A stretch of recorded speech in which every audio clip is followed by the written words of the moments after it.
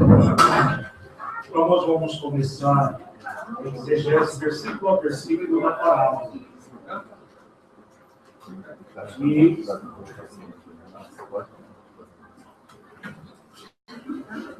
vamos, e como nós combinamos, todo o processo é interativo. Nós vamos começar agora de manhã e vamos concluir à tarde, viu? O tema da tarde é consciência espírita. Nós vamos trabalhar o tema como uma continuidade do trabalho de ontem, dentro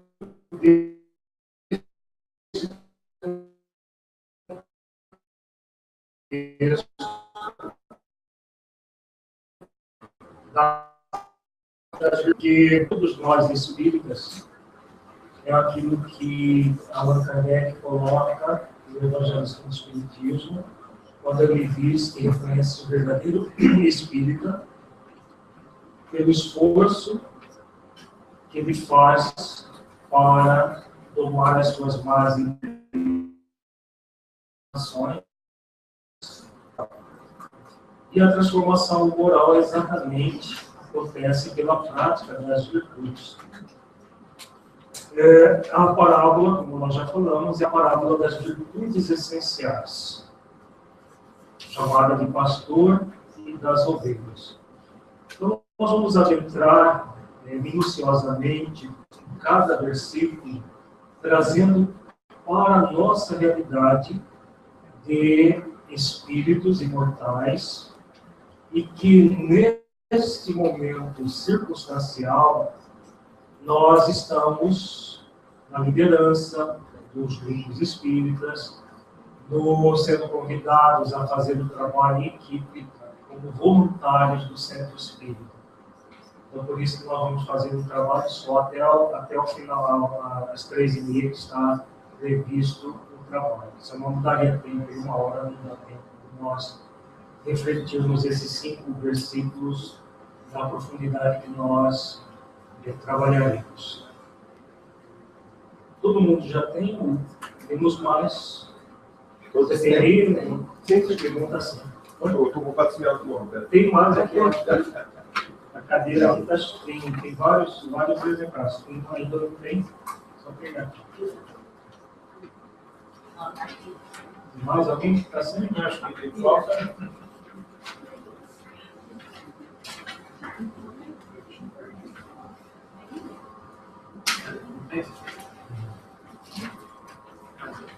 Jesus começa então dizendo: na verdade vos digo, que aquele que não entra pela porta no curral das ovelhas, mas sobe por outra parte, é ladrão e salteador. Vamos começar a reflexão com essas duas repetições, a repetição das palavras na verdade. Por todo o Evangelho, nós encontramos a repetição dessas duas palavras. Várias vezes Jesus disse: na verdade vos digo. Na verdade vos digo. O que é? Porque essa repetição tem um sentido profundo nessa repetição. Por quê?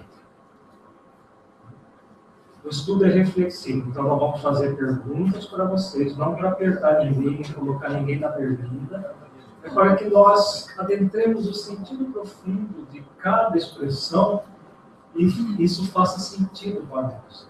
Então, quando nós fazemos a técnica que nós vamos aplicar agora, é a técnica da maiútica socrática.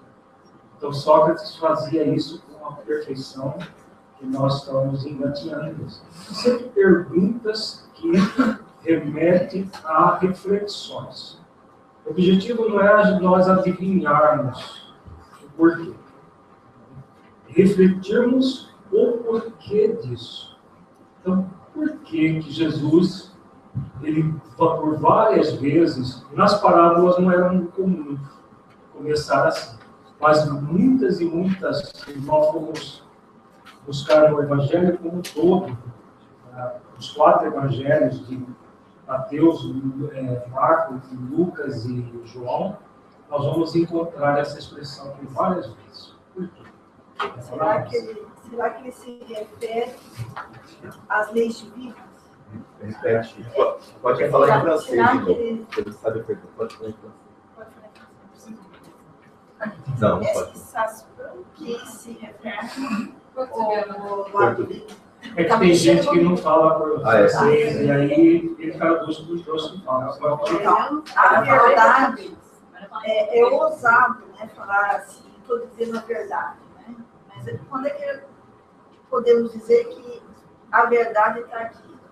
É só quando falar do conjunto das leis divinas que existe a verdade aqui, porque ela é global, universal. Passa por isso. Isso que você falou. A grande verdade com V maiúsculo. Aham.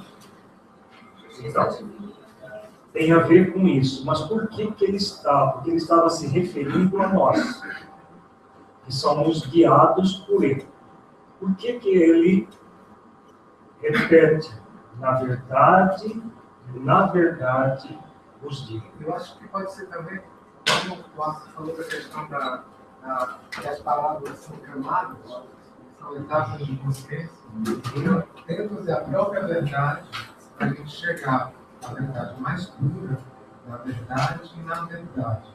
A verdade mais pura, a verdade mais cristalina. Essas são camadas dessa própria verdade, que é o que você falou, que é a verdade. Isso. Exatamente isso. São camadas. Camadas verbais. Tem até uma mensagem do Honório, chega forte, que aí você fala, você compartilha aqui e você funciona, você celular falar pertinho aqui de mim. Ele está aqui com você. Ah, você está Para ele, aqui dentro. nem precisa do microfone, para ele. Se as pessoas falarem alto, Se as pessoas falarem alto, ele traduz. Tá? Então tá melhor isso que eu Então vai. melhor porque fica mais Aconchegante. Então, são camadas verbais. O nome tem uma do Voz Alerta, no livro Voz Alerta, uma mensagem chamada camadas verbais. Então, as palavras, elas vibram em camadas verbais. Então, Jesus aqui, quando ele repetia essas duas expressões, na verdade, ele está buscando as camadas, pelas camadas verbais, processos conscienciais dentro de nós. O primeiro, na verdade, alcança que camada?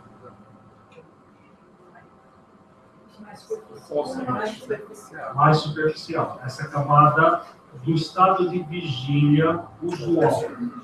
O estado de vigília que nós estamos é a primeira camada. E o segundo, na verdade?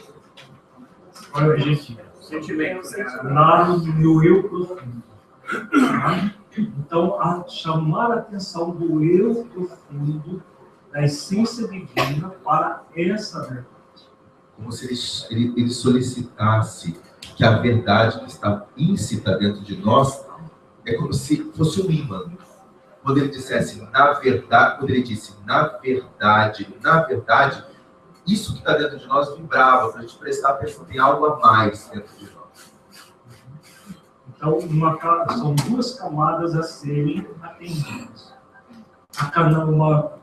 Uma linguagem psicológica, uma camada do consciente exterior, e a segunda camada mais profunda das questões do consciente espiritual, que muitas vezes fica subconsciente no nível do cérebro. Deu para entender isso, gente? Porque Freud criou a palavra, só uma explicação para quem não tem um conhecimento psicológico. Freud escreveu a palavra inconsciente para designar situações profundas do ser que o ser não teria acesso. Jung foi um discípulo de Freud que ampliou um pouco a questão do inconsciente, criando o termo inconsciente coletivo. As obras de Joana estão cheias de expressões junguianas. O inconsciente coletivo são memórias que nós trazemos de existências anteriores que ficam na coletividade humana, porque nós encarnamos, desencarnamos, muitas e muitas vezes, formando toda a história da humanidade, e cada um tem o seu inconsciente coletivo individual, e temos o inconsciente coletivo, claro, na própria coletividade humana. Na psicologia consciencial, que nós temos trabalhado, tanto eu trabalho profissionalmente, o África também tem trabalhado com essa vertente da psicologia, que já é uma evolução da transpessoal. Trans significa além de pessoal, é uma psicologia que remonta, que tem como objetivo trabalhar a consciência do ser. Nessa visão consciencial, nós dissemos que não há inconsciente. Não há propriamente um inconsciente. Por quê? Porque o espírito imortal, ele é consciente das suas ações. Acontece que no processo evolutivo, nós estamos encarnados e neste momento evolutivo, nós vivemos numa persona. Então, a persona Lírio, a persona Nino, com as limitações próprias do cérebro físico. E nós estamos encarnados e o cérebro físico amortece muito das experiências do espírito. Então, neste momento, com essa persona, as questões profundas do ser ficam registradas de uma maneira subconsciente. Por que nós não dizemos como inconsciente? Porque o espírito lá no âmago, ele é consciente de tudo. Só que a persona não registra. E como a persona não registra a persona de agora, fica subconsciente. Mas se nós adentrarmos com profundidade e no estado modificado de consciência, nós podemos adentrar conteúdos que ficam subconscientes. Um dos objetivos das parábolas é exatamente esse: adentrar com conteúdos que não são inconscientes, por isso que a gente se conscientiza. São subconscientes que nós vamos adentrar e aí aquilo começa a reverberar. Porque a essência divina que somos utiliza da persona atual como um instrumento de evolução. Mas ela é muito mais do que a persona. Nós já tivemos outras personas que também estão em nós sob a forma de uma outra designação, que são as subpersonalidades. Um outro discípulo de Freud, chamado Assagioli, estudou profundamente a questão das subpersonalidades. Ele não adentrou nas questões encarnatórias ligadas à subpersonalidade. Nós temos feito isso no nosso trabalho. Então, como funciona o nosso psiquismo? Nós somos uma essência divina e temos uma persona que, por sua vez, tem o ego dessa persona, que tem um lado mascarado e um lado evidente. Daqui a pouco nós adentramos nessa questão do ego e vamos explicar. E nós já tivemos outras reencarnações que estão marcadas em nós, mas elas estão mais no nível subconsciente do que consciente. Na parábola que nós estudamos, que nós falamos do bom samaritano, nós estudamos dentro desse contexto das personas do passado, que muitas vezes tomam até o salto a persona do presente. E aí o que acontece? Nesse caso, nós muitas vezes misturamos tendências do passado que não estão trabalhadas aqui agora. Tá? Mas o que é mais importante nesse momento nós entendermos é que essas questões do espírito imortal vão estar sempre presentes na nossa vida. de uma forma mais ou menos consciente. Muitas vezes de uma maneira subconsciente, mas nós somos convidados a adentrar cada vez mais de uma forma consciente nessas camadas subconscientes. Quando nós adentramos de uma forma consciente, por isso as expressões na verdade sendo repetido, é para que nós nos permitamos adentrar essa camada mais subconsciente para, ao nos conscientizar delas, possamos trabalhar. Por quê? Vejamos. A virtude é luz. Todos nós trazemos as virtudes em forma latente dentro de nós. Então, a essência divina é luz. A essência divina já traz as virtudes, só que em forma de semente. As viciações que nós construímos ao longo das nossas existências anteriores, como espíritos imortais, uma hora encarnado, outra hora desencarnado, foram somando uma série de viciações. O que é uma viciação? Por exemplo, o que é o orgulho? Dentro de uma visão profunda, orgulho significa exatamente a ausência de exercício de humildade. Por quê? A viciação é o não ser. A virtude é o ser. Quando nós não exercitamos a humildade, a energia que fica aqui nós chamamos de orgulho.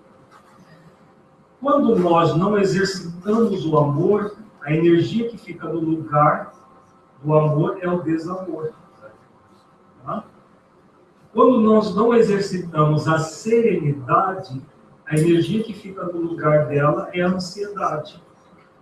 Então vejamos, o que é virtude? Virtude é exatamente o exercício ativo para que você transmute a viciação. Então, vejam, deixa eu... Eu tenho uma vozinha aqui ansiosa, a serena e a suicida. Existem termos, tá, doutor? Existem termos, às vezes, que pode passar, por exemplo, transmutar. Para nós é muito claro esse termo. O que é transmute? É só aquele negócio que aparece assim, ó, no WhatsApp. Assim. É uma coisa de cada vez, né? Tem que falar das vozinhas, né? Já tem os defensores que a gente precisa estar atento. Teoria do processo formulário.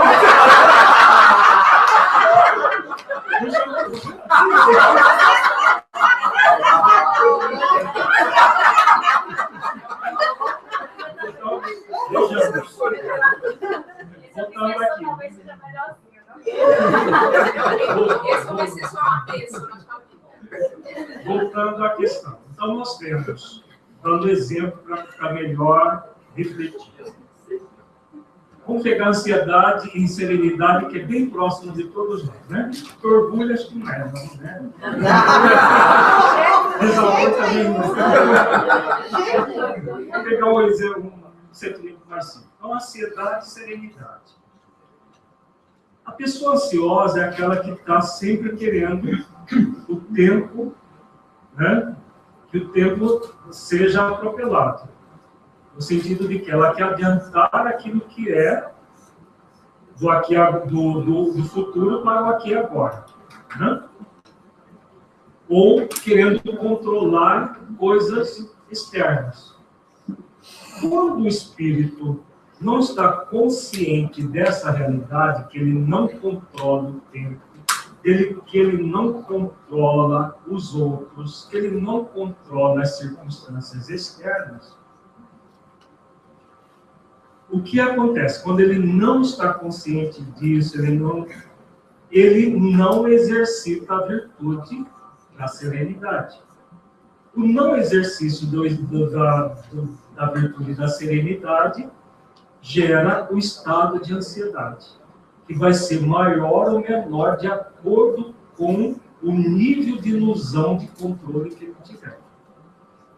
Então, a pessoa que tem a ilusão de que ela controla outra pessoa, de que ela faz escolhas pelo outro, vai ficar o tempo todo querendo fazer escolhas pelo outro.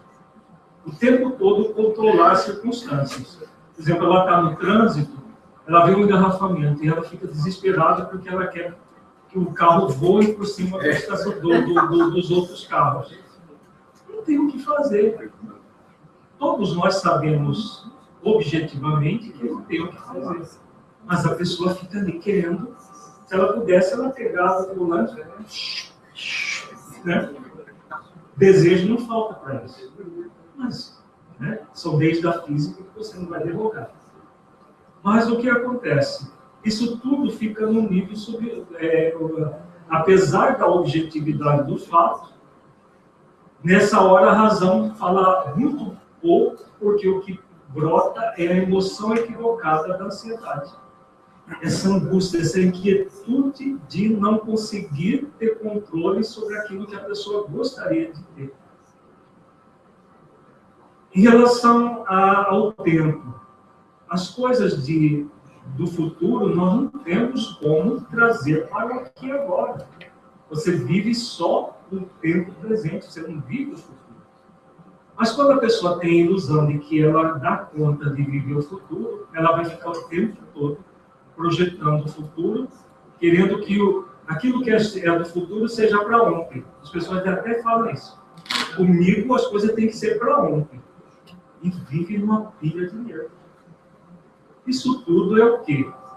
A ausência de exercício de uma virtude chamada serenidade. Aprendei comigo que sou manso e humilde de coração e encontrareis descanso para a vossa alma. De Jesus. O descanso para a vossa alma é exatamente a serenidade de consciência. Quando nós nos colocamos fazendo exercícios de aprendizado, aprendei comigo, desenvolvendo uma virtude chamada sentimento de aprendiz. A humildade para reconhecer a nossa pequenez diante do todo maior. A mansidão para aceitar aquilo que nós não temos o poder de mudar. Veja, uma virtude chamada serenidade precisa de 3 outras virtudes para se manifestar. E assim com as virtudes. Não existe virtude isolada. Não tem como eu desenvolver serenidade sozinho. Porque se eu não aprender que eu não tenho controle sobre o mundo externo, desenvolver o sentimento de aprendiz, a humildade para reconhecer que a minha pequenez não tem como derrogar as leis naturais, a mansidão para aceitar que eu não tenho poder de mudar o outro, de fazer escolhas pelas pessoas, de mudar o trânsito, de mudar o clima, não tenho poder. Tudo isso é exercício de virtude. Quando você faz o exercício virtuoso, você transmuta, é que eu vi aqui atrás, transmuta a energia ansiosa que está aqui. Por quê? Na verdade, o que é vício e o que é virtude? Energia. Aqui, energia luminosa, aqui a ausência da luz. A ausência da luz é sombra, escuridão.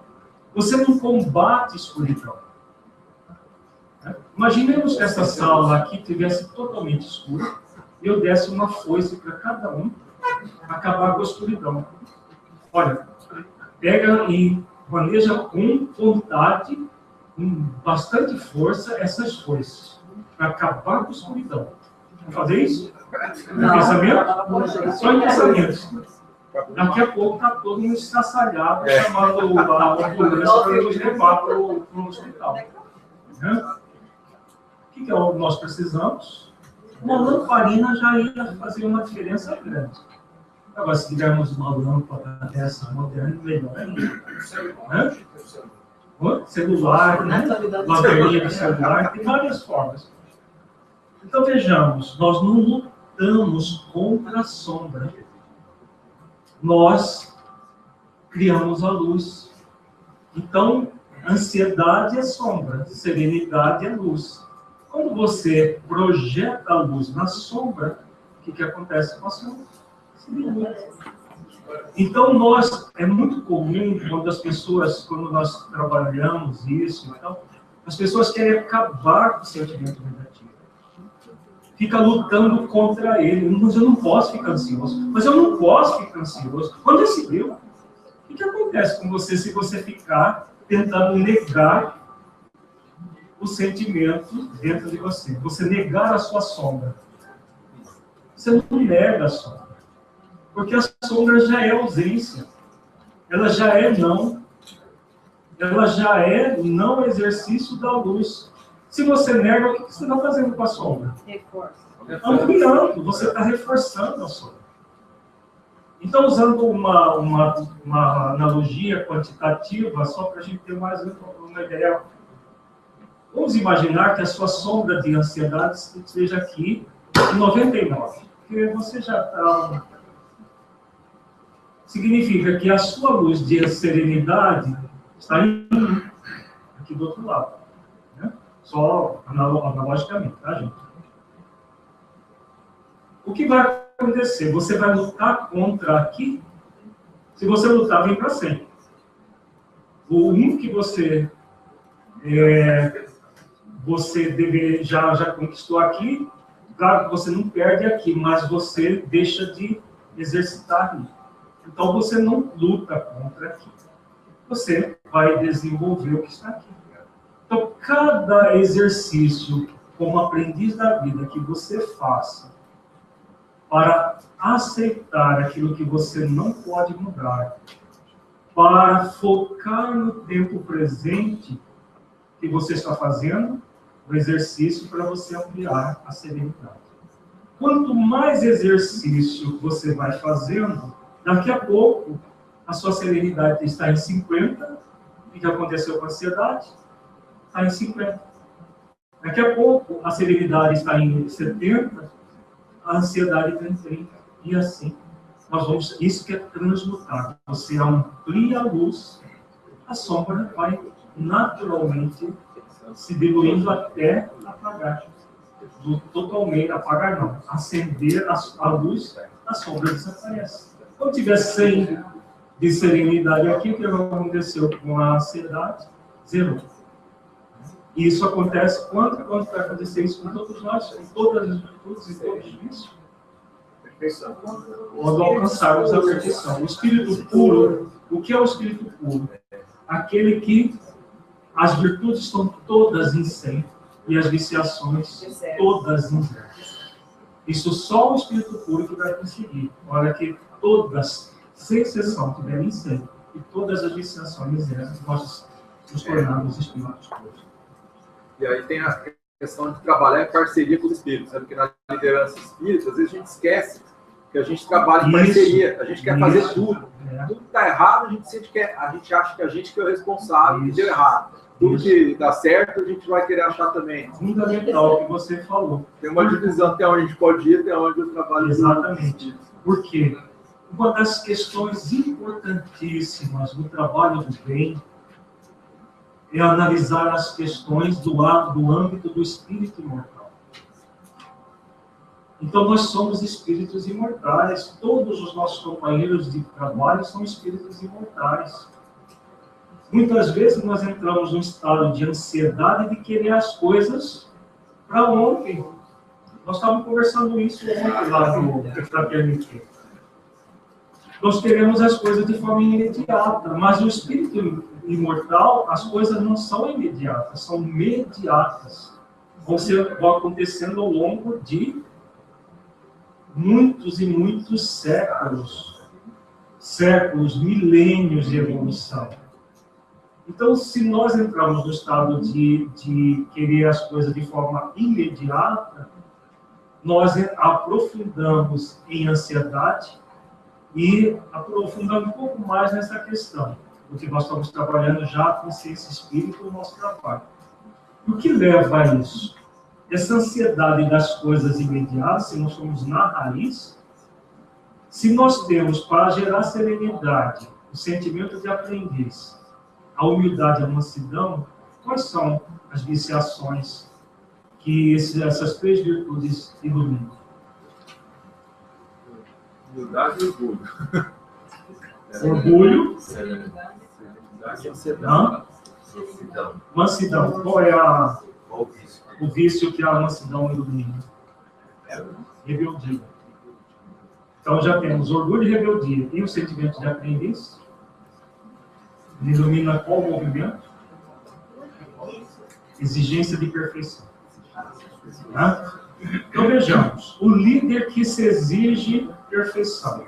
Aquele que é o centro, tudo bonitinho, tudo certinho, tudo no lugarzinho, tudo isso, tudo hino. Não sei se tem hino em francês, mas o que é tudo hino? Tudo certinho, bonitinho. Dá para Carol dizer isso em francês? Precisa. Não tem nenhum no tipo em francês? Em português, mas espanhol tem isso. Estou ofertando. Tudo muito rígido, tudo muito perfeito. Isso se chama perfeccionismo. Isso não é perfeição. Então, se nós quisermos centros assim, nós vamos ter robozinhos nos centros espíritas fazendo as coisas tudo robotizado. E o líder vai ter isso na prática. Vai ficar uma pilha de erros, querendo subir pelas paredes, porque as coisas não são do jeito como ele. Tem que ser assim, tem que ser assado. Não pode, não. Fica um desespero. Você não foca as pessoas, você foca o processo. O importante é a reunião tem que sair assim, tem que sair assado. Então o evento tem que estar tudo no lugar, tudo certinho, que senão o quê? Senão a gente aprende com os erros. Aprender comigo. O mestre não exige, o mestre de verdade não exige que o aprendiz seja mestre. Porque senão como que ele vai ensinar? Né? Então, vejamos, para que nós possamos acelerar os corações, o foco deve ser nas pessoas e não nos processos. Se as pessoas estão fazendo as coisas forçadas, obrigadas, amarguradas, a gente vê isso muito no movimento espírita. As pessoas como se fossem trabalhadores forçados. Mas por que às vezes acontece isso? Porque a liderança é muito rígida, tudo muito aquela coisa de tem que ser assim, tem que ser assado. Aí nós vamos com a suavidade e leveza. Lembrando do ensinamento do mestre, aprendei comigo que sou manso e humilde de coração, e encontrareis descanso para a vossa alma. Que suave é o meu jugo e leve o meu fardo. A vida deve ser sempre suave e leve. São as virtudes da avaliação, suavidade, leveza e contentamento. Então, o trabalho com Jesus deve ser suave e leve. Se não for suave e leve e gerar contentamento, que trabalho é esse? Com Jesus não é.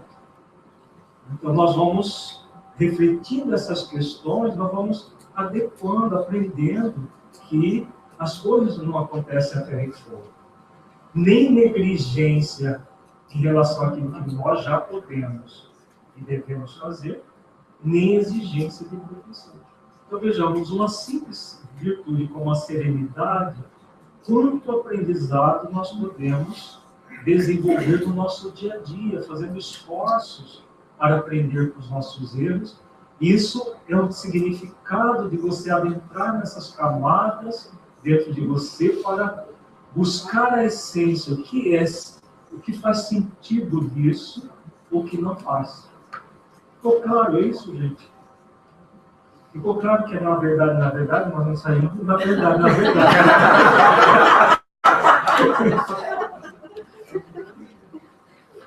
E aí, vamos ver.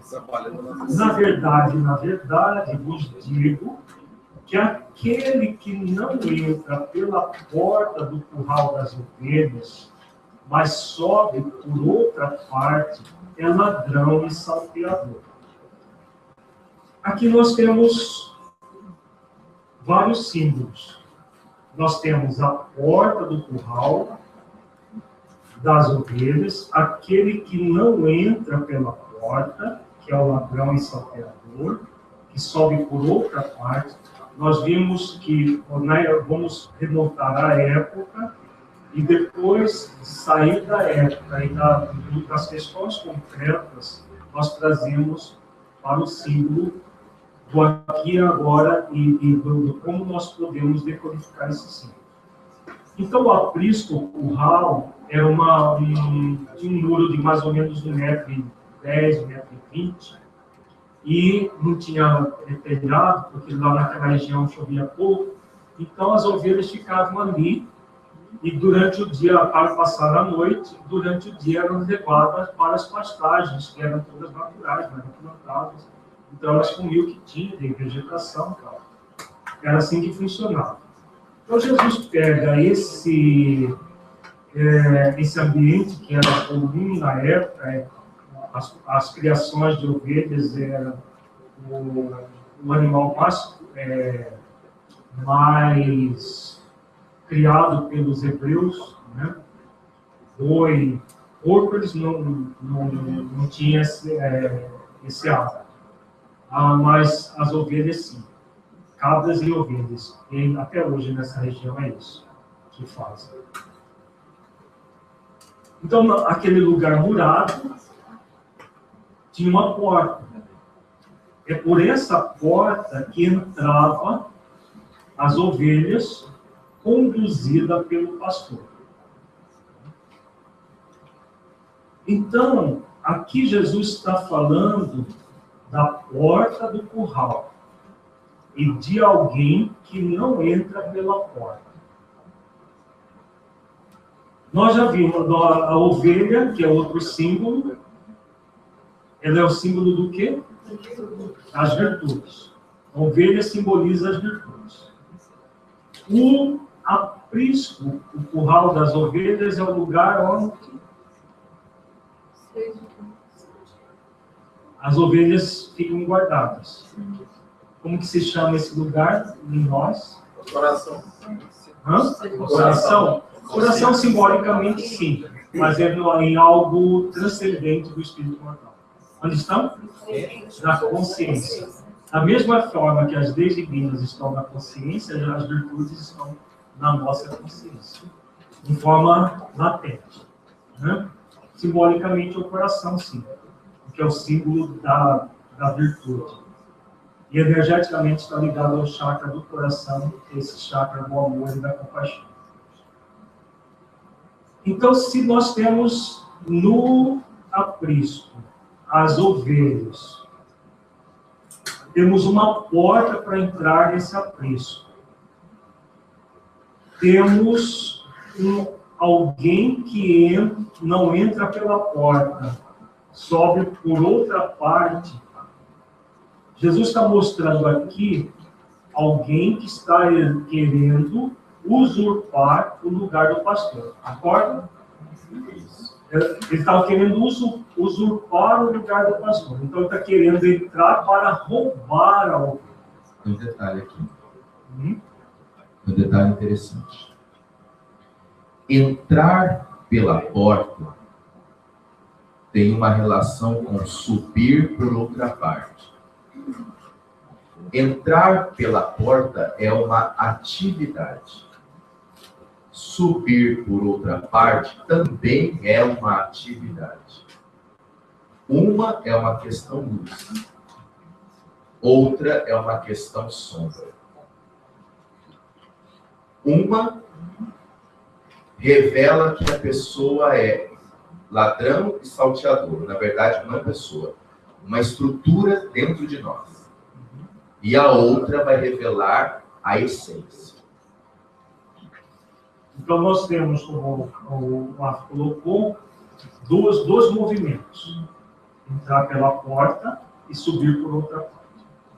Entrar pela porta, a porta aqui, ele é um símbolo de algo muito profundo no ser. Vamos refletir primeiro sobre a porta. Qual é a porta da consciência em nós?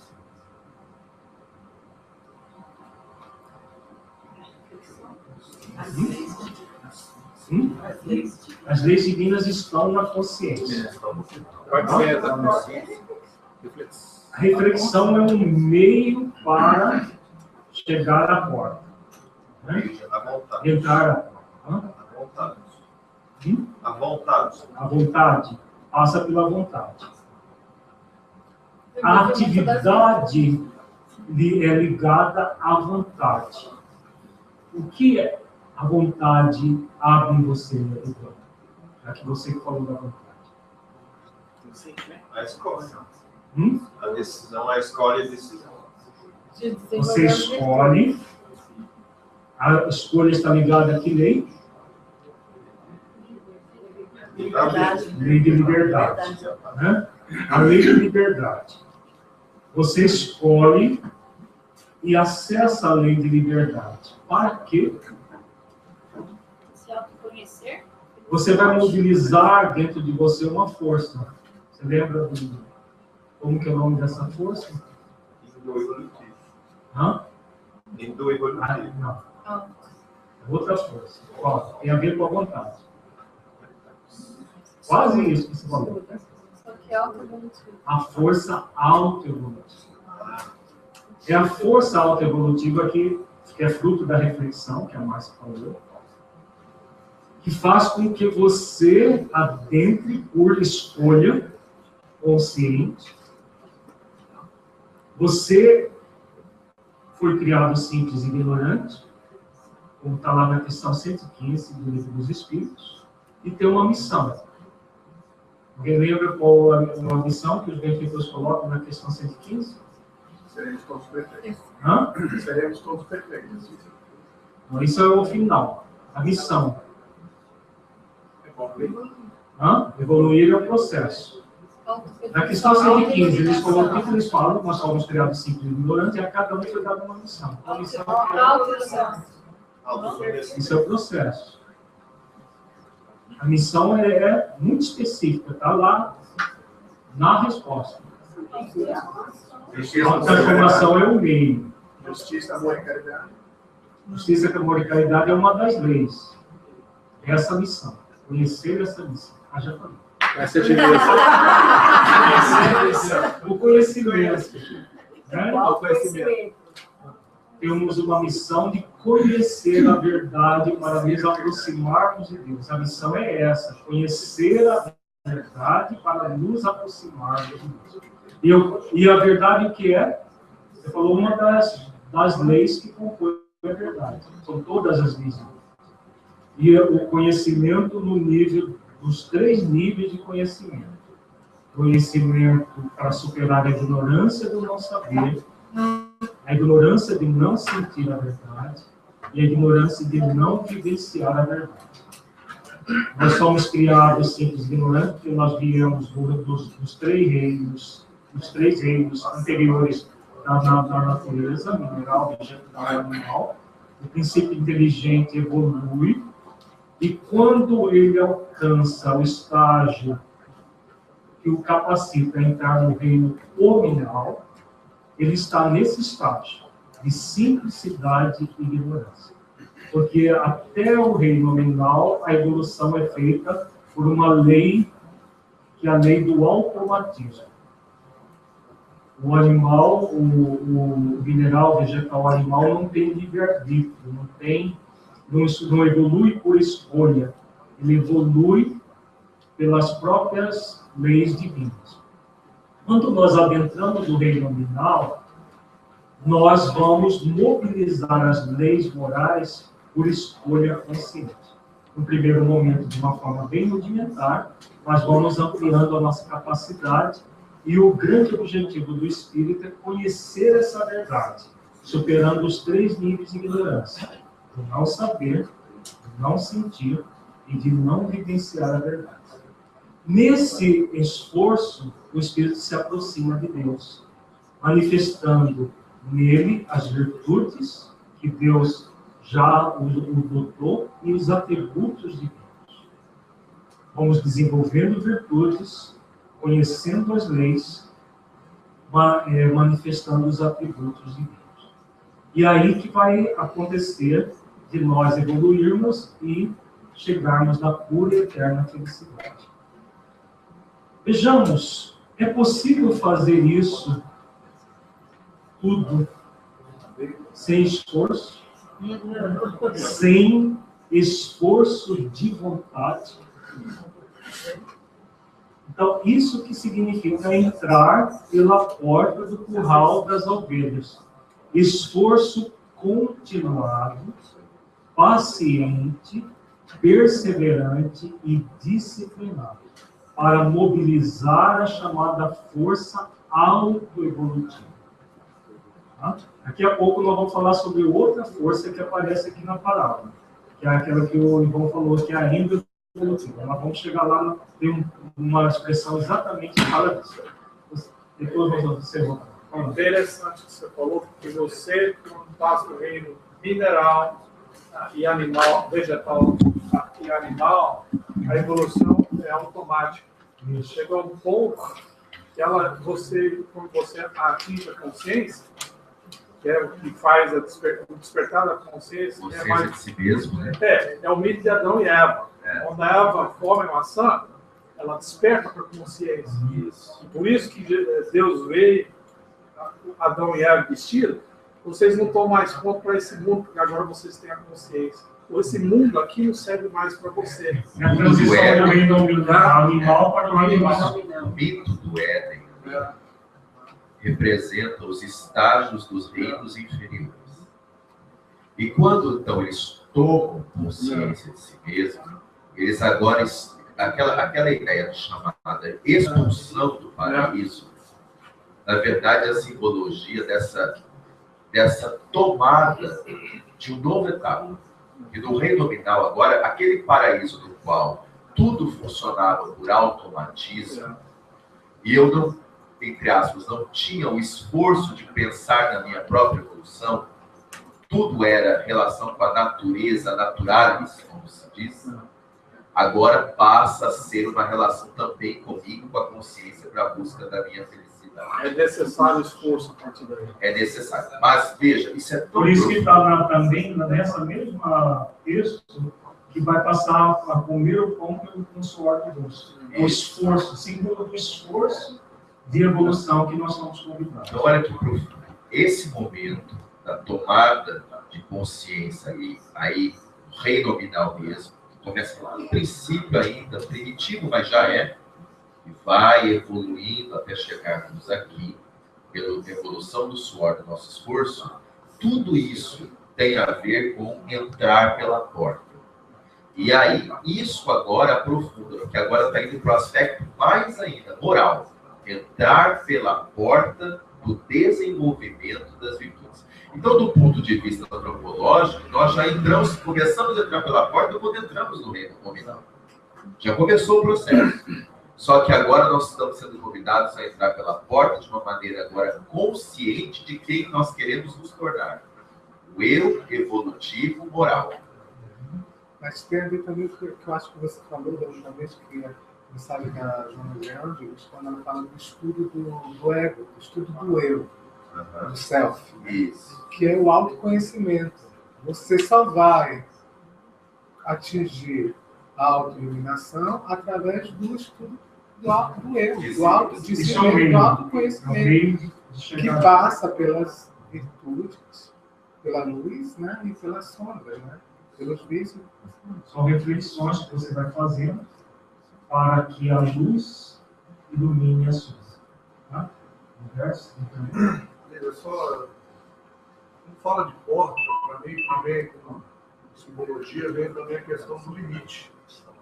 Existe um limite estabelecido. Porta talvez não seria as paredes, sim, assim, dos limites. Porta é de uma adentrar no estado. Veja, a sua colocação é interessante. Mas Jesus não colocou porta só nessa passagem. Ele também, seguindo esse versículo, ele diz, eu sou a porta. Então, quando ele diz, eu sou a porta, em outra passagem ele diz assim, entrai pela porta estreita. Então, porta não é limite, porque seria estranho, entrar pelo limite, se limitar. Então, aqui, neste caso, nos outros casos, poderíamos ver se existiria outro caso, seria isso, né, da sua percepção, mas nós não encontramos aquilo que, na verdade, significa um estágio para outra dimensão de consciência. Então, entrar pela porta estreita, e aqui ele fala de porta de novo.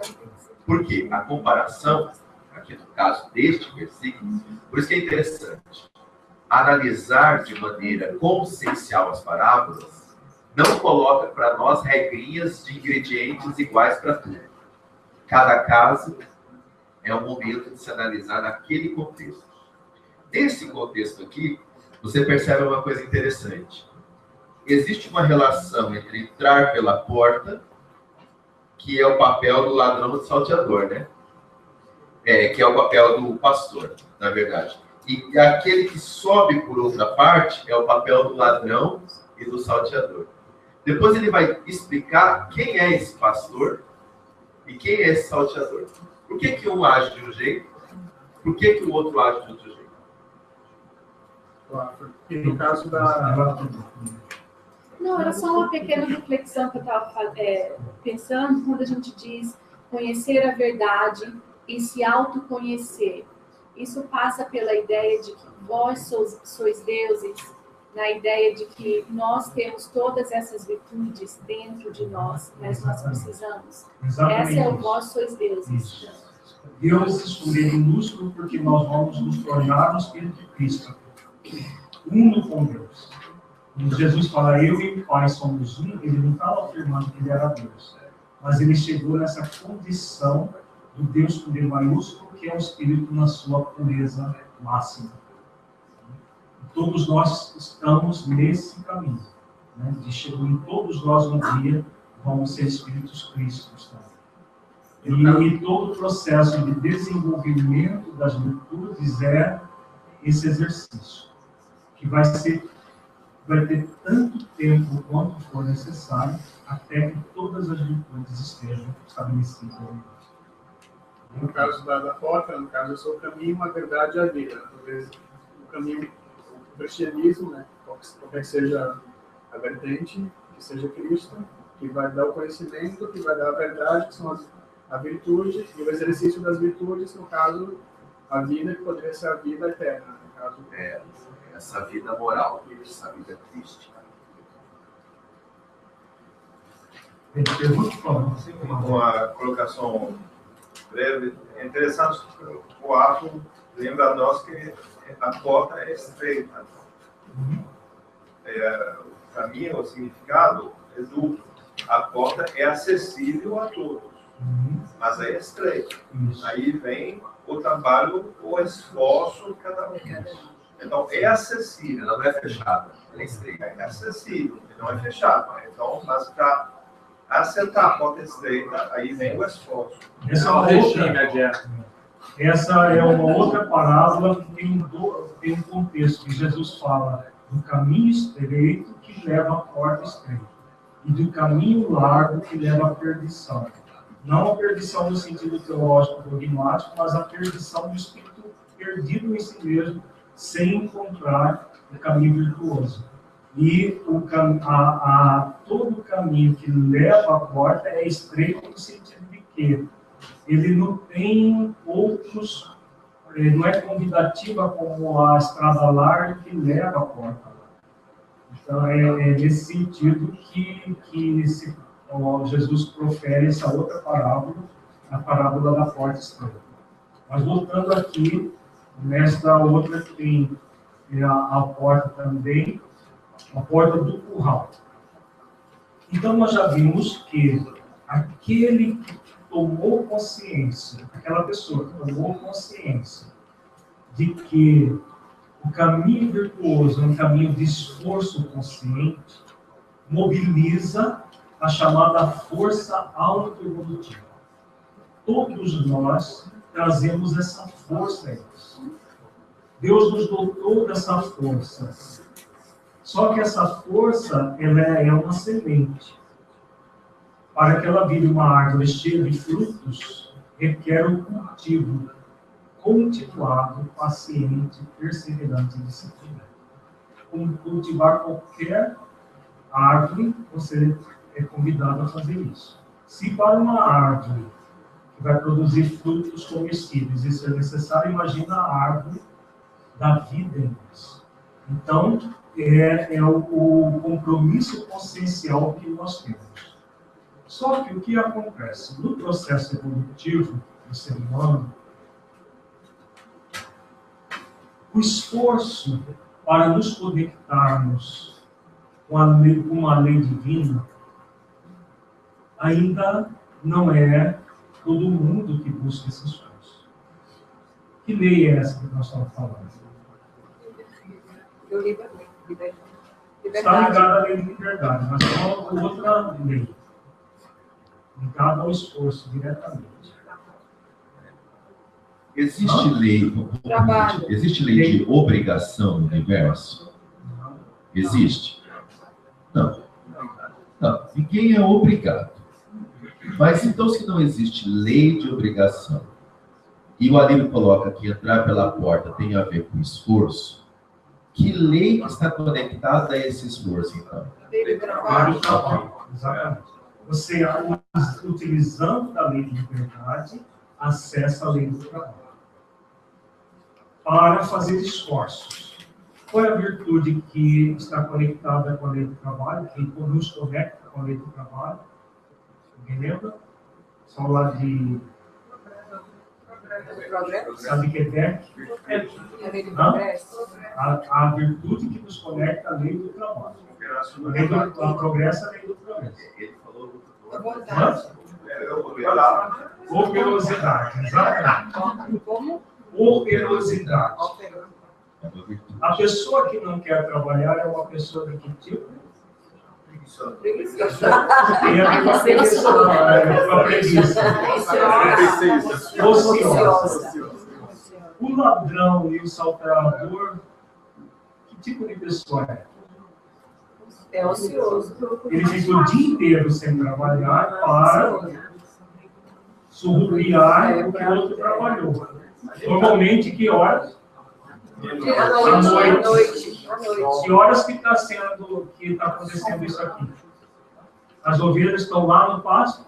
Ou elas estão dormindo? Pegar uma ovelha dormindo é fácil? Porque se ela estiver lá no pasto, ela vai correr. Veja, todo o contexto lado da história deve ser analisado de maneira simbólica.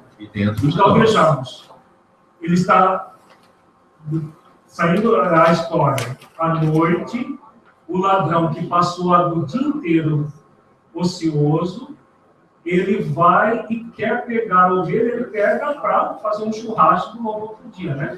A ovelhinha que o outro trabalhou para manter. Então, veja, Jesus não está falando de uma pessoa, ele está falando de uma estrutura em nós.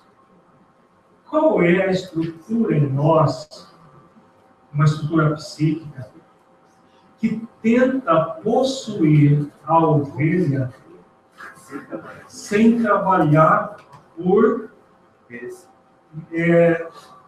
antes de merecer? Ele é convidado a fazer o quê? O que o pastor faz? Ele cultiva, ele cuida, ele trabalha o tempo todo para que a ovelha nasce no pasto, já gordinha, toda rechonchudinha, ou ela nasce pequenininha, depois ele vai cuidando dela, ela vai crescendo, depois ela fica aquelas ovelhonas, né, cheias de lã e tal. A virtude dentro de nós nasce pronta, rechonchudinha, ou ela começa depois? A gente pega o símbolo, a realidade, e traz para o símbolo. Então, vejamos.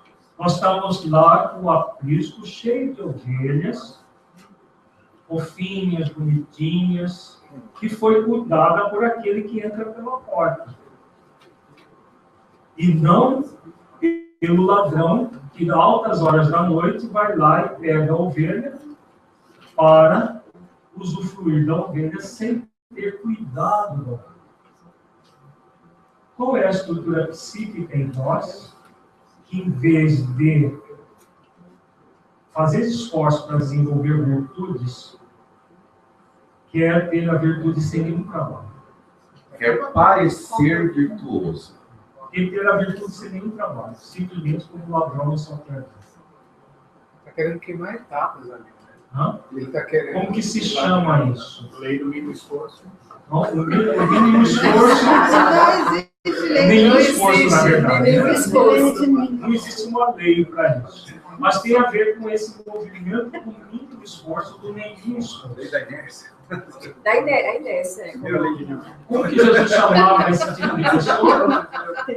No Evangelho nós temos várias referências. Orgulho é um sentimento que dá origem a isso. Mas está ligado à vaidade também. Hipócrita. Túmulo caiado por fora, cheio de podridão por dentro. A quem Jesus se referia? Que tipo de os fariseus? Vamos adentrar no movimento psicológico do fariseu para a gente entender, e aí nós trazemos o movimento espírita. Como que funcionava o fariseu na época? O Evangelho segundo o Espiritismo, bem na introdução, descreve o fariseu. Alguém lembra? O Salmo também Sabatina, viu, gente? De obras básicas. Ele conhecia as leis, mas não é. Toda vestimentária também. O fariseu sabia da lei, se considerava os detentores de todo conhecimento da Torá. Não só isso, ele tinha toda a ritualística, toda a vestimentária. Você conseguia reconhecer o fariseu só de olhar para ele. Se preocupar. Eles estavam focados no quê? Na forma ou na essência? Na forma. Então, eles estavam sempre focados na forma. Então, eles jejuavam para parecer pálidos, todos ali, como se eles fossem muito virtuosos, porque jejuavam bastante.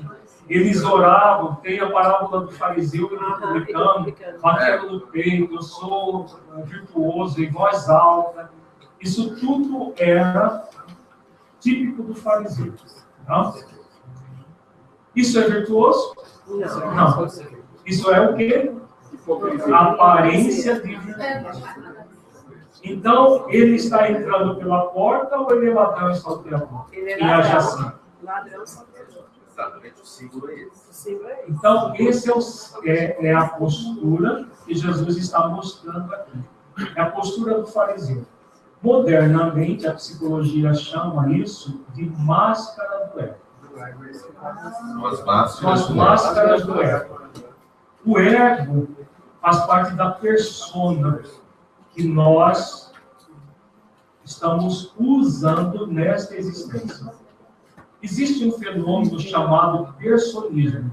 No nosso livro A Presença Amorosa de Deus em Nossas Vidas, nós escrevemos esse movimento psicológico, que é o movimento do fariseu, idêntico do fariseu.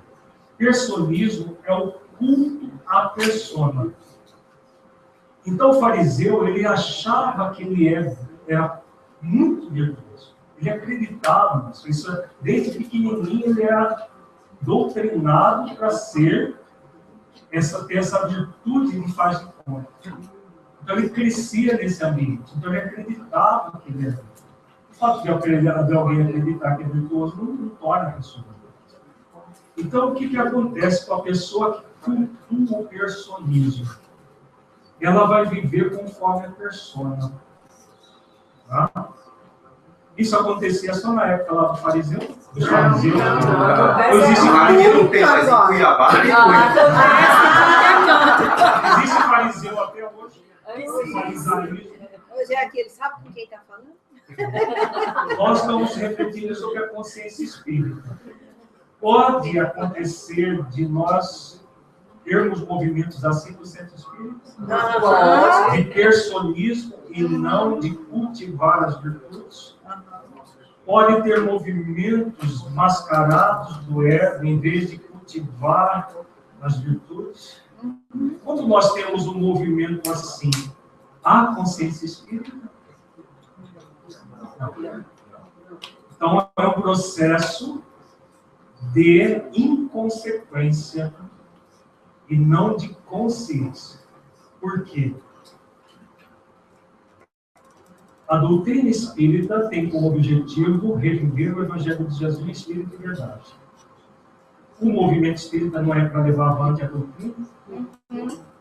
Quando nós cultuamos questões que não são virtuosas, o que nós estamos fazendo? Um processo de inconsequência que não tem nada a ver com a doutrina espírita. A consciência espírita é a consciência de quem nós somos. Nós somos espíritos em evolução. Temos limitações, temos qualidades e temos um compromisso de fazer esforços cada vez maiores para superar as nossas limitações, desenvolvendo as nossas qualidades. Essa é a nossa realidade. Quando nós fugimos dessa realidade, nós estamos querendo agir como ladrões e salteadores. E não como aquele que entra pela porta espiritual. Então, qualquer movimento em nós, qualquer movimentação nossa, como pessoas, seja dentro do centro espírita, seja na nossa atividade profissional, como cidadãos, conosco mesmo, se tiver um movimento de querer aparentar uma virtude que nós ainda não desenvolvemos, né? Que ainda nós não desenvolvemos, mas que nós queremos aparentar, nós somos um movimento do personalismo, cultuando a máscara do ego, a máscara, criando uma persona de pessoa virtuosa. Isso, qual é o grande problema disso? Vejamos, existe uma razão pelo qual Jesus colocou aqui que é muito profunda isso. Aquele que não faz esforço para entrar pela porta e age como ladrão e salteador e obtém a ovelha transitoriamente falseada, vai fazer esforço para entrar pela porta? Não. Veja, enquanto nós estamos gastando, quando A falou que existem duas atitudes aqui, se nós não fizermos uma, vamos fazer outra. Se nós ocuparmos o nosso tempo reencarnatório, criando uma pseudo-virtudes, aparentando, focado na nossa persona, criando mitificações nos outros, idolatria e tudo mais, em nós e nos outros, o que está acontecendo? O tempo precioso da encarnação, que essa persona era para ser utilizada como instrumento de evolução, nós estamos usando como instrumento para nos manter estabelecidos. Isso é grave ou não para o espírito imortal? Perder uma existência inteira cultuando algo que não é para nós fazermos. Já pensou? O quão grave é isso para nós, espíritos imortais? Quando nós fazemos esforços para entrar pela porta do curral, nós vamos aí realizar as ações que nós temos o convite consciencial para realizar. Toda vez que nós não nos esforçamos no ser, o que vai sobrar é o parecer. Toda vez que nós iluminamos o ser, o parecer desaparece e fica realmente o ser. Alguma pergunta, gente, até agora? Márcia? Nós vamos até meio de meia, tá? Para não quebrar um pouco esse início do trabalho. Aí a gente dá um intervalo de meio-dia e meia a 1h30, aí depois a gente dá 1h30 às 3h30 a gente conclui. Só para esclarecer, existe uma diferença, talvez, entre fixar na aparência de uma virtude e o processo de buscar essa virtude. Então, pode ser que uma pessoa que busca serenidade, ela tem uma vontade de aparentar a serenidade, Mas não é um mito, é uma busca, porque ela busca serenidade, de repente ela entra na ansiedade, mas ela pode buscar essa aparência como uma maneira de lutar por ela. Veja, na sua pergunta já tem a resposta. Você falou lutar por ela, que ela quer desenvolver, você nem falou desenvolver, você falou aparentar, procurar. Essas palavras já demonstram que não há uma busca real. Veja, desenvolver serenidade significa todo o esforço de trabalhar uma virtude que impede outras virtudes, como nós refletimos agora há pouco. Quando a pessoa toma consciência de que o convite dela, da vida, é que ela desenvolva aquela virtude, o primeiro passo é reconhecer a viciação. Porque se não houver um reconhecimento da viciação arraigada aqui, nós não vamos desenvolver a virtude ali. Quando ela reconhece a viciação, ela não vai buscar as aparências exteriores. Eu acho que lembrou bem no início da nossa reflexão hoje. Que o reino dos céus não vem com as aparências exteriores. Então, uma vez eu conversando com uma cliente no consultório, ela disse assim: eu sou a típica falsa calma. As pessoas olham para mim e falam: nossa, mas como fulano é calmo? Como fulano é paciente? Como fulano é sereno? Eu sou tipo falso. E aí ela estava explicando o que ela quis dizer com a falsa calma. Porque ela disse assim: só eu sei a pilha que eu estou aqui dentro. Mas por fora, quem me olha vai dizer que eu estou numa calma, uma serenidade. Ela fala: nossa, aquela coisa toda. Vejamos, isso é a aparência. A essência, ela é um trabalho de transmutar a viciação e não de reprimir a viciação. Quando eu luto contra a ansiedade, eu posso lutar contra a ansiedade? Não. Como não? Pode. Mas as pessoas fazem isso o tempo todo. Só uma dúvida, quando você fala transmutar, é sinônimo de transformar? Só para mim não me perder aqui. Transmutar é É transformar? mais do que transformar. Transformar é você mudar a forma. Transmutar é você iluminar a sombra. Ok. Lembra do 100? Transmutar é quando você tem 50, você não volta a ter, por exemplo, vai aumentar 60, porque você transmutou. Aqui não vai voltar nunca mais para ter 60. Por isso que a gente diz, a pessoa vai perder a paciência. Não perdeu, porque virtude você não perde. Aquela situação X precisava de uma paciência 60, só que essa paciência de 30. Eu uso muito isso no consultório para as pessoas entenderem. Sua paciência estava no nível 30, você precisou de uma paciência nível 60. Você não perdeu os 30, mas os outros 30 que você foi convidado a usar, você não tinha ainda. Então, não perdeu, ninguém perde virtude. Então, quando você transmuta, você desenvolveu aqui.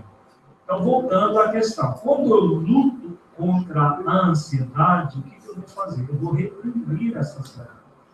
E crio o falso calmo, o falso sereno. Quem olha para mim vai dizer que eu sou calmo sereno, porque não está escrito aqui, eu estou por dentro de uma pilha de nervo. Você por fora está com aquela cara de paisagem. Cara de paisagem. Lindo, maravilhoso, só que aqui dentro uma série de processos reprimidos muito intensamente. Por isso que o processo não é de luta, é de transformação, é de transmutação.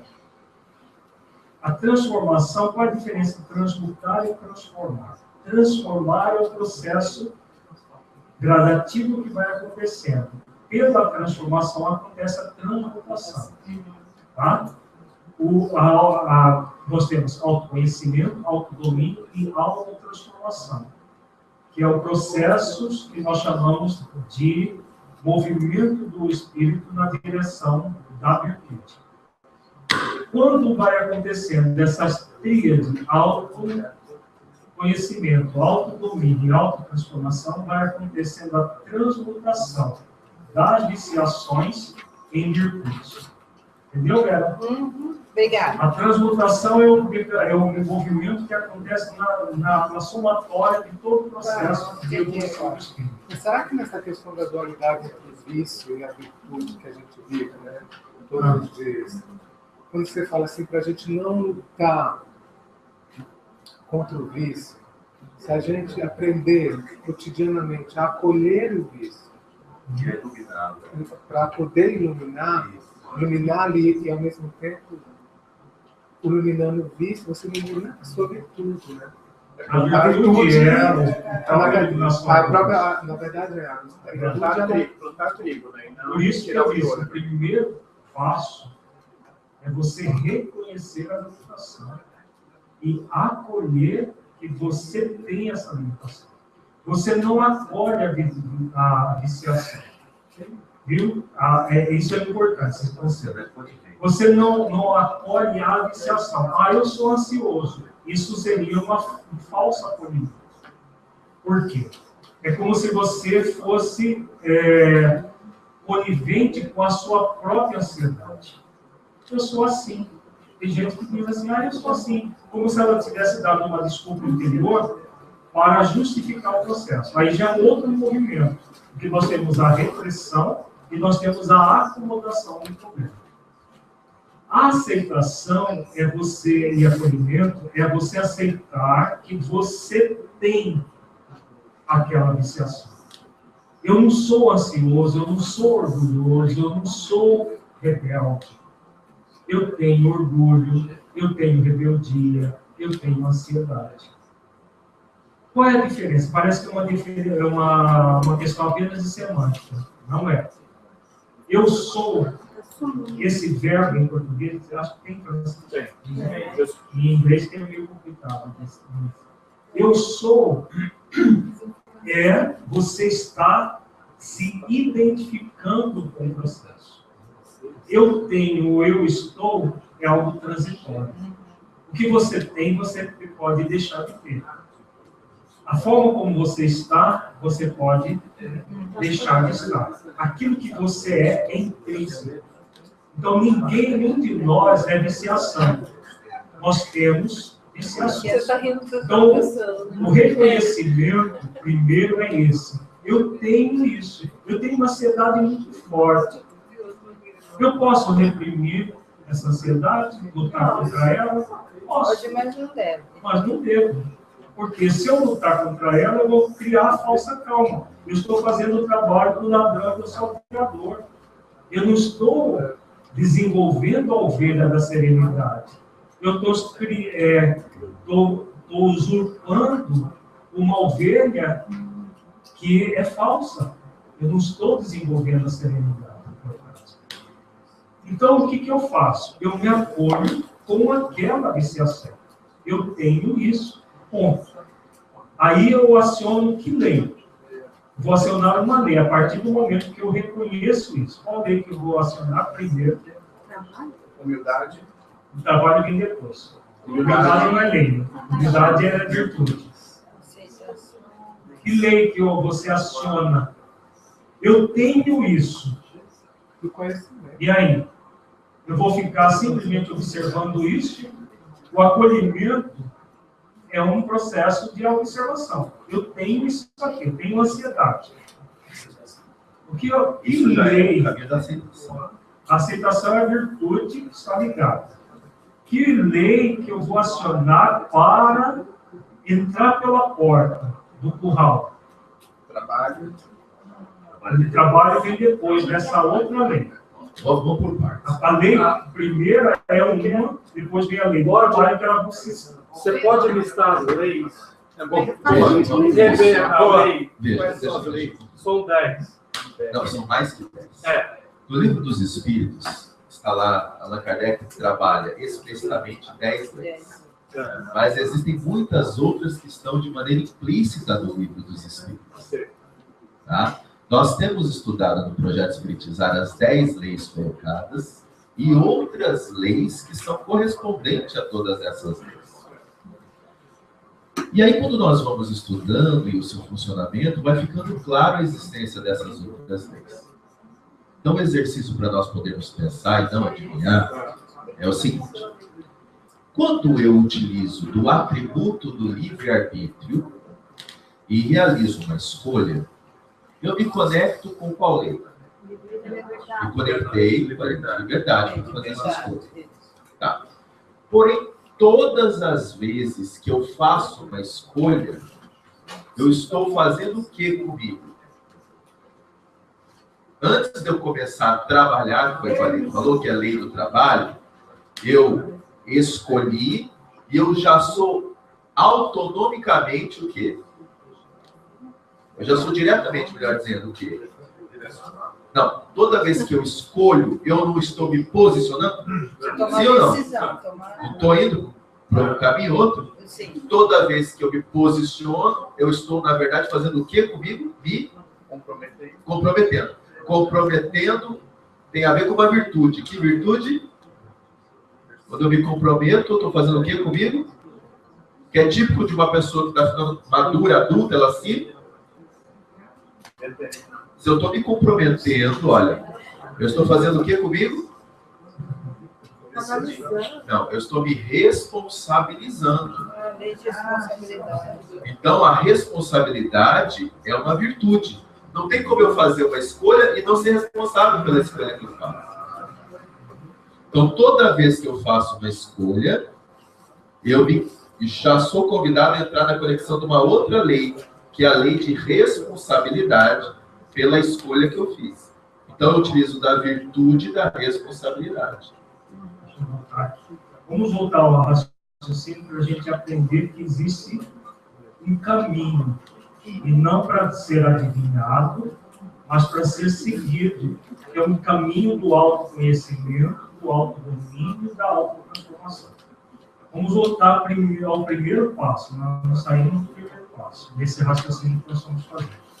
Eu reconheci que eu tenho uma ansiedade muito grande e, a partir desse momento que eu reconheci que eu tenho isso, qual é o movimento que eu sou convidado a fazer? Mudar. Não? De mudar, transformar. Sou convidado a transformar isso, porque não estou satisfeito com isso. Né? Qual é o verbo que eu vou utilizar como um recurso? Porque verbo pressupõe o quê? Ação. Então, se eu reconheci que eu tenho uma limitação chamada ansiedade, eu sou convidado a buscar uma ação. Para melhorar. Sim, para melhorar. O que você vai mobilizar dentro de você? Está ligado ao esforço da vontade. Se nós nos acelerarmos, a gente vai encontrar a resposta. Eu estou percebendo que você não acelerar, vai encontrar a resposta. Porque a gente quer atropelar o tempo. Nós somos aprendizes e tudo aquilo que a gente se acelera, a gente aprende com naturalidade. O processo é de suavidade e leveza. Se nós ficarmos numa angústia por querer respostas, nós fugimos do essencial, porque o ego quer respostas. A essência divina quer assimilar a verdade. Tá? Então, o convite para todos é que nós nos abramos para assimilar a verdade. Vejamos, não é complicado, é só uma questão de reflexão para que você entenda o processo.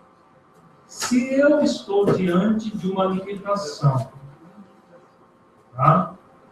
Uma limitação que está me incomodando, eu já não estou mais aguentando esse estado de ansiedade, o que me perturba. Então, o que eu quero, o verbo querer, está lá no livro dos Espíritos. Querer é poder. Se você quer, você pode desenvolver a virtude que transmuta essa ansiedade ou não? Vai ser uma luta ou vai ser um esforço? Esforço. Será um esforço. Se for uma luta, você está no movimento do poder ou do pseudo-poder? Pseudo-poder. A luta é um movimento do pseudo-poder, é de prepotência. Eu vou lutar contra mim, nem que seja na margem, eu acabo com essa ansiedade. A revolução. Vai funcionar? Não. Eu vou criar a revolução. Veja, tudo isso não funciona. Não funciona coletivamente e não funciona individualmente. Eu quero, se eu quero, eu posso. Eu consigo. Eu sou capaz. Porque muita gente diz assim, eu quero, mas não consigo, mas não sou capaz. Mas não dou conta. Porque esse querer está sendo verdadeiro ou ele está falseado? Falseado. Às vezes nós queremos acabar com os efeitos do problema, mas não queremos a solução, porque a solução é trabalho. Para que você encontre a solução, você entra pela porta. Para a pseudo-solução, você pula por outra parte. Nós queremos o fácil. E aí o querer é da boca para fora, como está lá na questão 911 do Livro dos Espíritos. Muitos querem apenas com os lábios, dizem os mentores da humanidade. Por que eles disseram isso para Kardec? Porque eles conhecem o nosso psiquismo, nossa tendência a querer falsear as coisas, a querer entrar com a outra parte. Por isso que eles colocaram que o querer de muitos é apenas com os lábios. O querer, ele está ligado à força endoevolutiva. Você só mobiliza verdadeiramente a lei de liberdade por um querer profundo. E esse querer profundo, exercício, ele só vai surgir com o exercício de uma virtude. Que virtude é essa? Ligada à lei de liberdade.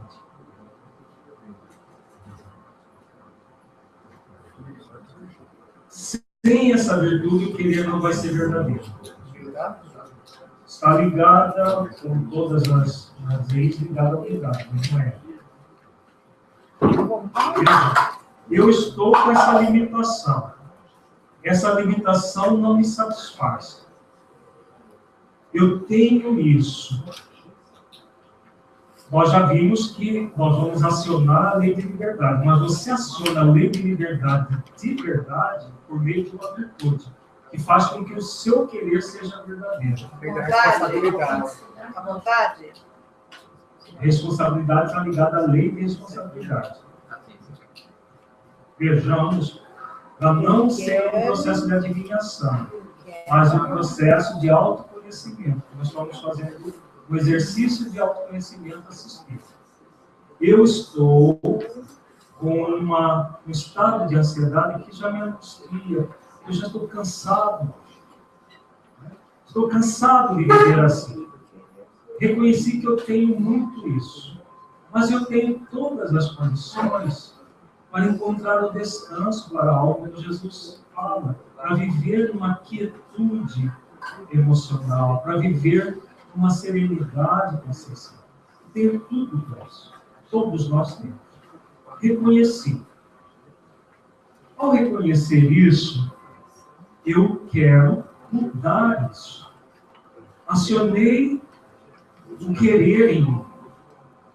Para que esse querer seja verdadeiro e não falseado, qual é a virtude que eu sou convidado a exercitar? Para que eu possa ter parâmetros e o meu querer seja verdadeiro e não falseado. Comprometimento. Hã? Comprometimento. O comprometimento está ligado, mas é uma outra virtude. E sem essa você não vai adiante. Disciplina, esforço, talvez. O esforço está ligado ao processo. Veja, qual é a virtude que lhe ajuda a fazer a escolha acertada? Como que se chama essa virtude? Discernimento. Veja, quando os benfeitores dizem que na questão 911, que muitos de nós temos o querer só com os lábios, que tipo de querer é esse? É com discernimento ou sem discernimento? Sem discernimento, porque o que a virtude do discernimento faz?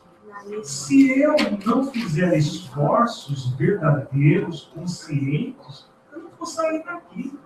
Eu vou continuar, se eu tiver as mesmas atitudes de sempre, eu vou continuar tendo essa insatisfação, todo esse problema que eu estou reconhecendo aqui. O discernimento faz. A questão 614 mostra a virtude do discernimento muito claramente. Quando Kardec pergunta sobre a lei divina natural, os benfeitores dizem que a lei natural é a única para a felicidade do homem. É ela que lhe mostra aquilo que ele deve fazer e daquilo que ele deve deixar de fazer. Muito explicitamente. Então, qual é a virtude que vai fazer com que a gente saiba? Isso aqui eu posso e devo, isso aqui eu posso e não devo. A virtude do discernimento. Porque todos nós queremos ser felizes. E eles perguntam, e a resposta dizendo que quando nós fazemos a escolha correta por aquilo que nós podemos e devemos, nós vamos ser felizes. E se nós fizermos a escolha incorreta, nós vamos ser infelizes. É simples assim. Né? A infelicidade é a felicidade. Então, o discernimento é essa virtude que faz com que que o livre-arbítrio seja iluminado. O livre-arbítrio é um atributo do Espírito. Quando o A falou do livre-arbítrio, não é o livre-arbítrio que ilumina a lei de liberdade, é o discernimento. Porque o livre-arbítrio é a capacidade de fazer escolha. Isso é livre-arbítrio. Agora, a capacidade de fazer boas escolhas, tem diferença? Capacidade de fazer escolha e capacidade de fazer boas escolhas. Quem é que dá a capacidade de fazer boas escolhas? A virtude do discernimento. Quando você aprende que isso eu posso, mas não devo. Isso eu posso e devo. Quando nós refletimos isso, o querer passa a ser conectado com o profundo poder de realizar esforços de autotransformação. Veja, o querer com os lábios não mobiliza o poder de realizar esforços de autotransformação. O querer com discernimento, nós vamos mobilizar o poder de realizar esforços de autotransformação. Ficou claro isso, gente? Isso é básico para qualquer processo de transformação interior. Qualquer um. Se o querer não for verdadeiro, a partir do exercício do discernimento, você pode dizer para você e para o mundo que você quer, mas o querer vai ser só com os lábios. E a pessoa ficar marcando o passo no mesmo lugar, no processo de estagnação, se o querer não for profundo, com discernimento. Então, só recapitulando, então. Primeiro você vai reconhecer, observar o que existe em você. Isso. A limitação. Você prefere a palavra limitação, porque isso remete ao alcoolismo, coisas assim. A limitação é qualquer movimento que está lhe prejudicando. Mas o livro dos Espíritos está escrito vício, só para saber a mesma coisa. Certo. Não. Modernamente a gente usa mais a palavra limitação. Então, por exemplo, a ansiedade é uma limitação, o orgulho é uma limitação, mas é um vício do espírito. Eu estou dizendo assim, aquilo que existe dentro de você, que você acha que está lhe incomodando. Você reconhece, aí você aceita. Não sei se a gente já falou de aceitação, mas... A aceitação é aceitar que você tem aquilo. Você tem. Não é aceitar a limitação. Porque você aceita a limitação, você se acomoda dela. Exato. Você aceita que você tem aquilo, que você está com aquela ansiedade. Você para transformar. Que você não é. Usamos o verbo ter ou o verbo estar, que os dois é o mesmo objetivo. Exato. Depois tem que ter um discernimento para poder ter o querer Então, o que eu vou fazer? Aí O que eu quero fazer? O que eu quero fazer? Então, Quero você tem que ter um manter discernimento. assim ou quero mudar? Então, você vai passar por reflexões mais aprofundadas de você, talvez você vai orar, você vai ter um período mais assim de reflexivo, para poder o seu querer ser aprofundado. Isso. Ter uma base forte de mudança. Né? Os instrumentos que nós vamos utilizar são vários. A oração para pedir forças. Como no livro dos Espíritos fala que o grande objetivo da oração não é mudar as nossas vidas, mas que nós roguemos forças de Deus, as energias divinas, para que nós, por nós mesmos, resolvamos o nosso problema. É exatamente isso. A força para quê? Para que você possa reforçar em você o esforço de desenvolver virtudes, que vão transmutar as limitações que nós fazemos. E a gente pode orar. Então, meditação, oração são grandes instrumentos. Nós temos um livro até para explicar isso. O poder terapêutico da fé, da meditação e da oração. E trabalhamos tudo isso no contexto do aperfeiçoamento interior. São métodos que auxiliam tanto o autoconhecimento, o autodomínio e a autotransformação. Os métodos são vários. Agora, o importante é saber que esses métodos não mudam a nossa vida. Não é a oração que muda a nossa vida. O que muda a nossa vida é a boa utilização da oração com discernimento. Se você pedir para Deus tirar a sua ansiedade, não vai adiantar nada. Vai te dar situações para você exercitar. Agora, se você pedir forças para que você se torne uma pessoa mais serena e faça reflexões de como é essa serenidade, como é esse processo todo, aí as coisas acontecem. Pode orar pedindo discernimento também, né? Não. Não? Pedindo forças para que você desenvolva esse discernimento. Porque Deus não dá a virtude pronta. Ele nos dá as forças para que nós desenvolvamos a virtude. Ele já deu a semente. Ele não vai dar o cultivo da virtude. Ele vai dar força para você cultivar a semente que já existe. Mas é tipo assim, quando a gente está meio confuso sobre uma situação, você ora e clareia o seu entendimento, aí você abre um ponto de vista. Porque aí você vai ser incluído no seu anjo de guarda, você vai ter auxílio dos livros. Então, ele não deu discernimento, ele deu os caminhos pelo qual você vai na buscar. Já está na hora de abrir o almoço? Tá, já está na hora do almoço. Nós estamos no primeiro versículo. Vamos ver. Vamos desenvolver em 2 horas o nosso poder de síntese. Mas eu queria só colocar um parênteses.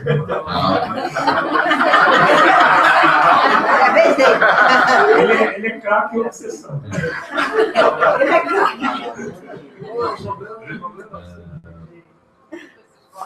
Quando o Alírio fala sobre força, né, orar a Deus para nos ajudar a desenvolver essa força,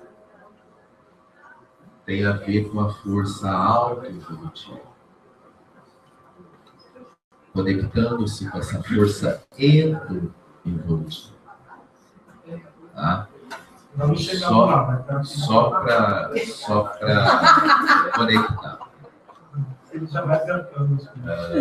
Veja, nós não precisamos fazer força para existir. Você precisa fazer força para existir? Ninguém precisa fazer força para existir.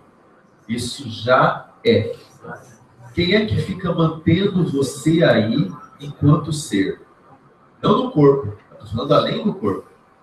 Então não precisa fazer força para existir. Nem o espírito desencarnado precisa fazer força para existir. Ele não existe. É a força endoevolutiva dentro. Se manifestando da maneira mais profunda, mantendo-nos na existência sempre. É o Criador sempre conectado com a criatura.